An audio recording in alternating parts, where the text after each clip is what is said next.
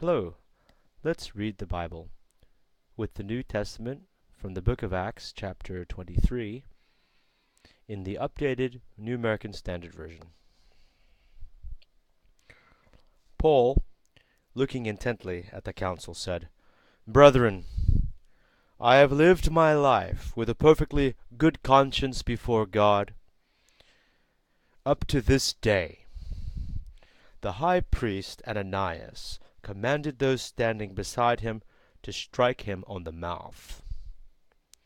Then Paul said to him, "God is going to strike you, you whitewashed wall. Do you sit trying to try me according to the law, and in violation of the law order me to be struck?" But the bystanders said, "Do you revile God's high priest?" Paul said, "I was not aware, brethren, that he was high priest, for it is written, 'You shall not speak evil of a ruler of your people.'" But perceiving that one group were Sadducees and the other Pharisees, Paul began crying out in the council, "Brethren, I am a Pharisee, a son of Pharisees. I am on trial for the hope and resurrection of the dead." And as he said this, there occurred a dissension between the Pharisees and Sadducees, and the assembly was divided. For the Sadducees say that there is no resurrection, nor an angel, nor a spirit, but the Pharisees acknowledge them all. And there occurred a great uproar, and some of the scribes of the Pharisaic party stood up and began to argue heatedly, saying, "We find nothing wrong with this man. Suppose a spirit or an angel has spoken to him." And as a great dissension was developing, the commander was afraid Paul would be torn to pieces by them, and ordered the troops to go down and take him away from them by force and bring him into the barracks.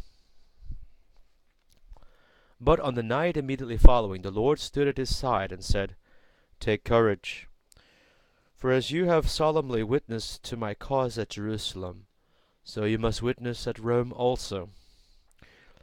When it was day, the Jews formed a conspiracy and bound themselves under an oath, saying that they would neither eat nor drink until they had killed Paul. There were more than 40 who formed this plot. They came to the chief priests and the elders and said, "We have bound ourselves under a solemn oath to taste nothing until we have killed Paul. Now therefore you and the council notify the commander to bring him down to you, as though you were going to determine his case by a more thorough investigation, and we for our part are ready to slay him before he comes near the palace." But the son of Paul's sister heard of their ambush, and he came and entered the barracks and told Paul. Paul called one of the centurions to him and said, "Lead this young man to the commander, for he has something to report to him."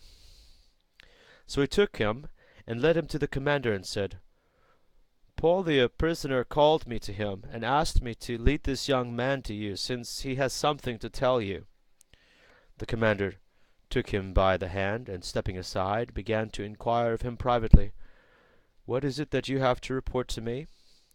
And he said, "The Jews have agreed to ask you to bring Paul down tomorrow to the council, as though you were going to inquire somewhat more thoroughly about him. So do not listen to them, for more than 40 of them are lying in wait for him, who have bound themselves under a curse not to eat or drink until they slay him. And now they are ready and waiting for the promise from you." So the commander let the young man go, instructing him, "Tell no one that you notified me of these things." And he called to him 2 of the centurions and said, "Get 200 soldiers ready by the 3rd hour of the night to proceed to Caesarea, with 70 horsemen and 200 spearmen. They were also to provide mounts to put Paul on and bring him safely to Felix the governor. And he wrote a letter having this form: Claudius Lysias, to the most excellent governor Felix, greetings. When this man was arrested by the Jews and was about to be slain by them, I came up to them with the troops and rescued him, having learned that he was a Roman. And wanting to ascertain the charge for which they were accusing him, I brought him down to their council. And I found him to be accused over questions about their law, but under no accusation deserving death or imprisonment. When I was informed that there would be a plot against this man, I sent him to you at once, also instructing his accusers to bring charges against him before you. So the soldiers, in accordance with their orders, took Paul and brought him by night to Antipatris. But the next day, leaving the horsemen to go on with him, they returned to the barracks. When these had come to Caesarea and delivered the letter to the governor, they also presented Paul to him. When he had read it, he asked from what province he was, and when he learned that he was from Cilicia, he said, I will give you a hearing after your accusers arrive, also giving orders for him to be kept in Herod's praetorium. Acts chapter 23 in the updated New American Standard Version.